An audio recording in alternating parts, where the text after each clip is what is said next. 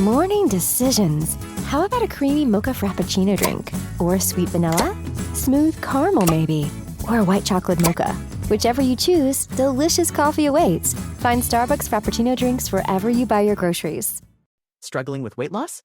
Prolon's 5-day fasting mimicking diet is a clinically developed nutrition program designed to promote fat loss while protecting lean body mass.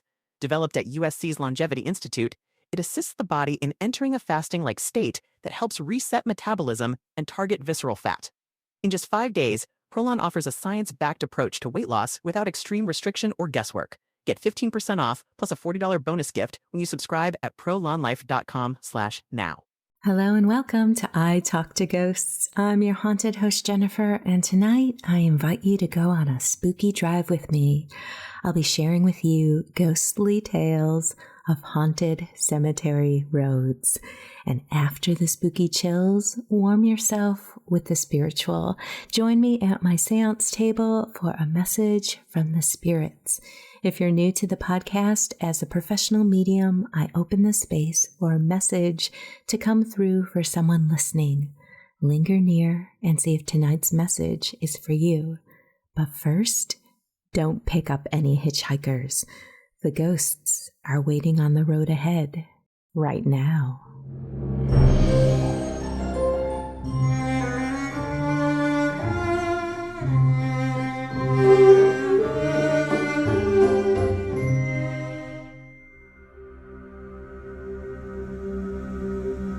This happened about 3 years ago, in broad daylight, around 3 in the afternoon, and because of how strange it was, I remember it with absolute clarity. At the time, I was riding my bike with my daughter through a small, quiet cemetery near our home. We had done this route hundreds of times over the years. It was peaceful, familiar, and on that day, completely empty. No visitors, no maintenance workers. Just sunshine and stillness. I was riding ahead of my daughter when just before the turn into the cemetery, I noticed a woman on the side of the road. At first, she didn't register as anything unusual, just someone walking along the edge of the grounds. But something made me look back. That's when I realized how wrong she looked. She was moving forward, but not walking in a normal sense. Her progress was extremely slow, but she was moving down the road. Yet, there was no visible movement. Her head didn't turn. Her arms didn't swing. I don't even remember seeing her feet move. It was as if she were gliding forward in teeny increments, like a flicker. Here, then slightly farther ahead, almost like watching someone under a strobe light. Her hair was completely white. She was tall, much taller than average, and wearing a plain dress. I turned into the cemetery and kept riding, but my mind wouldn't let go of what I had just seen. I tried to rationalize it. Maybe she needed assistance, but that explanation didn't hold. As I rode deeper into the cemetery, I glanced back again and realized she had turned too. She was now inside the cemetery, moving along the same road we would eventually exit through. I decided then, when I passed her again, I would look at her face. That was my clear intention. And yet, when I rode past her, I didn't look. I kept my head straight, my eyes forward. Even though every part of me wanted to see her face, I simply didn't. The moment passed, and I immediately realized what I had done, or rather, what I hadn't done. I even considered turning around, pretending there was something wrong with my bike, just so I could stop and look at her. But I didn't do that either. When I looked back, she was farther into the cemetery, still moving in that same unnatural way. No visible steps. My daughter saw her too, though she didn't seem as struck by it as I was. We rode on and eventually left the cemetery, and I never saw that woman again. The experience has stayed with me. What unsettles me the most isn't just how she moved, but the feeling that I couldn't act the way I wanted to, that somehow I was prevented from looking at her face. She appeared solid, completely real, and yet nothing about her movement was human. I still pass that cemetery. I still look, but I've never seen her again.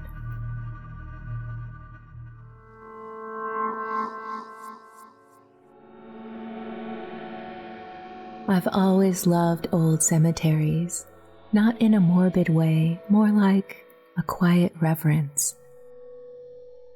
I like the way time settles there, the way names, dates, and little carved symbols become small doorways into lives that once unfolded fully and then simply stopped. I like reading the stones, imagining who they were, who missed them. This cemetery sat at the end of a single narrow road, the kind that feels intentional, like it was never meant for through traffic.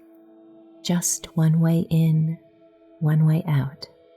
Large old trees leaned inward from both sides, their branches knitting together overhead, and as I drove, the sound of my tires on the gravel felt loud, like I was disturbing the stillness. I parked along the side of the road where it widened slightly. There wasn't a parking lot, no signage, just the road that curved gently through the rows of headstones and disappeared behind a hill. The air was still that day, not silent. There were birds and insects, but heavy, like the sounds had nowhere to travel. I stepped out, closed my door, and immediately felt that familiar shift, that cemetery feeling, like the world had dropped half a degree and I crossed into somewhere thinner. I walked slowly, reading stones as I went. Some were so old the letters had softened, names dissolving back into the rock. Others were heartbreakingly precise. Beloved mother, infant son, gone too soon. I lingered, tracing the grooves with my eyes, letting myself feel the weight of it. Then, as I glanced back towards the road, I noticed someone standing near my car. They were on the far side of it, close to the driver's door, just standing there. At first, I assumed it was another visitor, maybe someone who needed directions, or who had parked behind me and walked up without me noticing. But something felt off immediately. They weren't moving, they weren't looking around, they never shifted their weight. It was just a still, upright figure. I told myself not to be rude. Cemeteries attract all kinds of people. Still, I felt that prickle between my shoulder blades, the one that means you're being watched. I turned back to the stones, trying to refocus, read a name, a date, breathe. But every few seconds, my eyes dragged themselves back to the road. The person was still there, still unmoving. No phone in their hand, no gesture of acknowledgement, just facing my car like it was the only thing in the world worth looking at. I started debating to myself, should I go back, ask them if they needed something? It felt silly to be scared of a person in broad daylight, but something about the way they stood, too straight, too patient, made my stomach tighten. I decided to enjoy one more row of stones. Then I'd head back and deal with it. I felt a hand settle on my shoulder. Not a brush, not a tap, a full, deliberate hand. My entire body locked up. The sensation was unmistakable. Weight. Fingers curved gently but firmly, like someone was standing just behind me. I turned around quickly, my heart already hammering. No one was there. The space behind me was empty. Just grass, headstones, and the quiet press of the air. No footsteps, no movement, nothing. My breath came out sharp, almost a gasp. I told myself I was imagining it. A muscle twitch, nerves misfiring. Cemeteries play tricks on the mind. I quickly looked back towards the road. The figure by my car was gone. The space beside it was empty. No one walking away, no one crouching behind it, just my car alone on the curve of the road. I didn't debate anymore. I didn't look at another stone. I walked quickly straight to my car.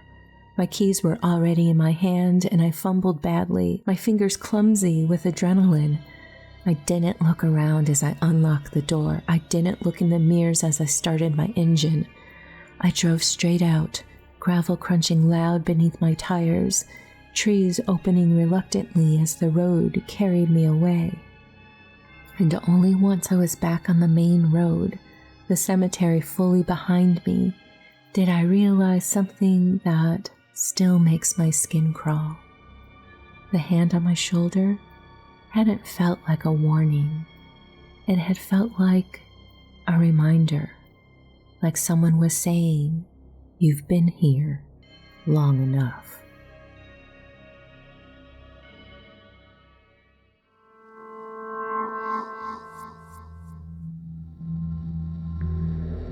The night before Halloween has always felt charged to me, like the world knows what's coming and leans into it. That night, the moon was full, so bright it washed the road in silver, and my boyfriend suggested we take a drive.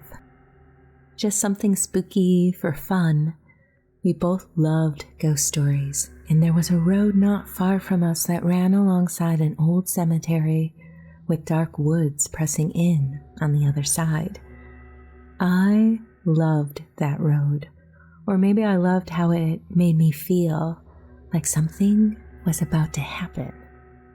We were halfway down it, windows up, heater humming, joking about haunted places and things people claim to see, when something small darted across the headlights. I gasped and asked if he had seen it. He slowed to a stop. I thought it was a kitten, or at least it looked like one, teeny, fast, gone in a blink as it disappeared into the darkness near the cemetery fence. I immediately asked him to get out and look. I couldn't stand the idea of leaving it there. He agreed, but he told me to stay in the car. It was colder than we expected, and neither of us had brought coats. I didn't argue. The night outside already felt heavier than I liked. He stepped out and was gone in the darkness in a moment. From inside the car, the road felt different, too quiet. The cemetery stones were barely visible beyond the fence, pale shapes under the moon. The woods on the other side were just a wall of black. I tried to distract myself and scrolled on my phone. Then I heard the car's back door open. And then it closed again behind me. I even felt the slightest shift, like the car responding to wait. I smiled without turning around. "You found it already?" No answer. I turned to look. The back seat was empty. No one stood outside the car. No shadow crossed the windows. My stomach dropped. I sat frozen, listening for footsteps, for breathing, anything, but there was nothing. There was only the night pressing in from all sides. A moment later, the driver's side door opened and my boyfriend climbed back in. I must have looked terrified because he immediately asked me what was wrong. And when I told him what I had heard, what I had felt, his face changed. He hadn't come near the back of the car. He hadn't opened any door except his own. He said he couldn't find the cat. Neither of us suggested staying any longer. I was freaked out enough that I questioned what we had seen in the first place. He started the car and we pulled away from that road, leaving the cemetery and the woods behind us. I didn't look back.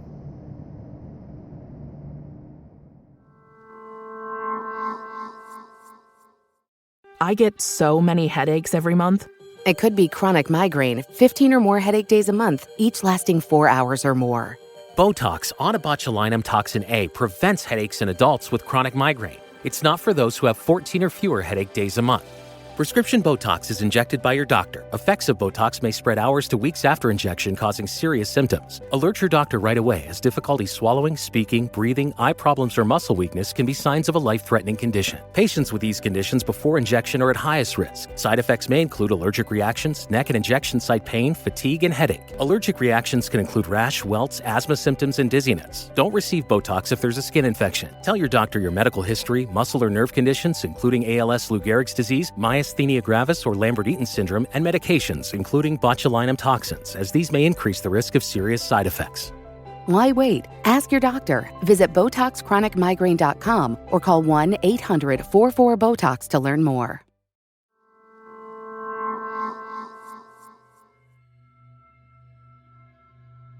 Hello and welcome back to I Talk to Ghosts. I have a message from the spirits this evening, so thank you for joining me here at my seance table in the candlelight. Tonight, as I work, I have with me an aura quartz pendant.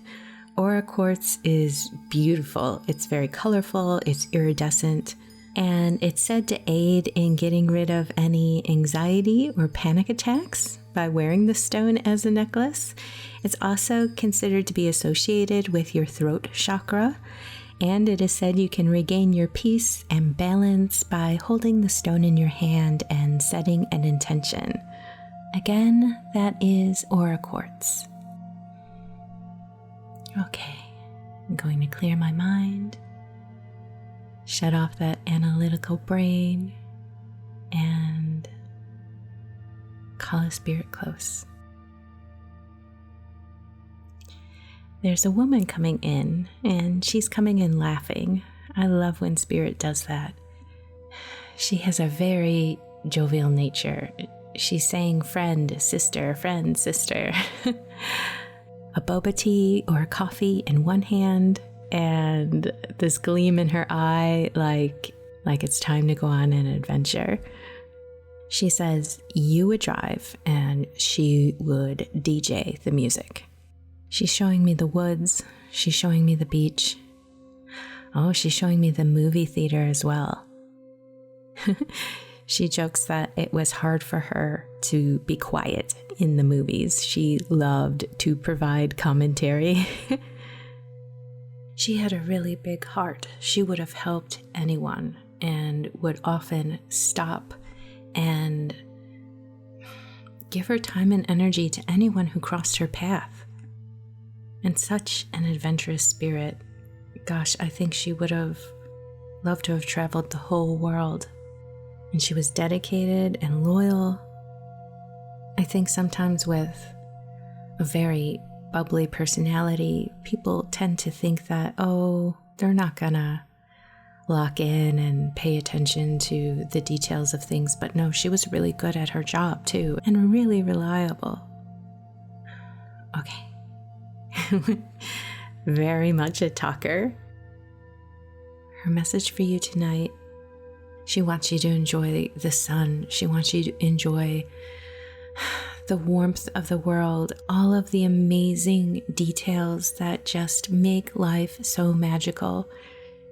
She's acknowledging that you've been through some things and perhaps you're not quite done, but go ahead and rest when you need to and take that time to look around, pause, Look around you, see the world, see all the beautiful things you possibly can. Sometimes we tend to focus on the negative when we're dealing with it, and we don't look around. We don't look at the beautiful things that are still all around us. And she says, do not rob yourself of that.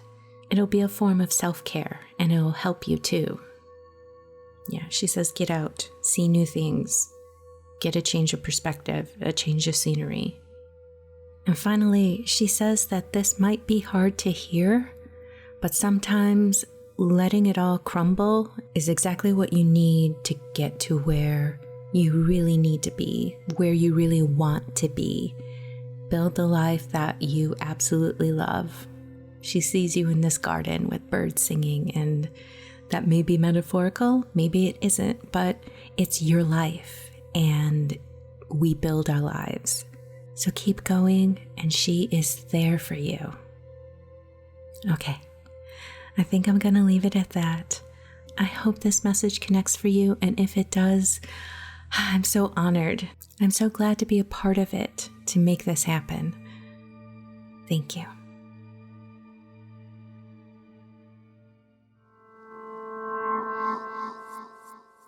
And with that, dear listener, we have reached the end of this episode of I Talk to Ghosts. I hope you've enjoyed my spirit work this evening and those spooky stories of cemetery roads. Have you ever had a paranormal encounter or something you can't explain on a cemetery road? If so, I would love to hear about it, so please reach out.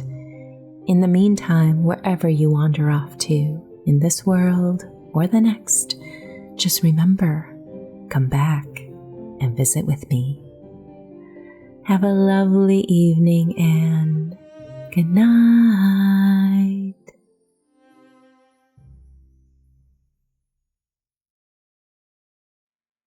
Did you know if your windows are bare, indoor temperatures can go up 20 degrees? Turn the temperature down with Blinds.com and get up to 50% off custom window treatments like solar roller shades and more during the Memorial Day mega sale. Whether you want to DIY it or have a pro handle everything, we've got you. Free samples, real design experts, and zero pressure. Just help when you need it. This is your last chance to shop up to 50% off site-wide during the Memorial Day mega sale at Blinds.com. Rules and restrictions apply.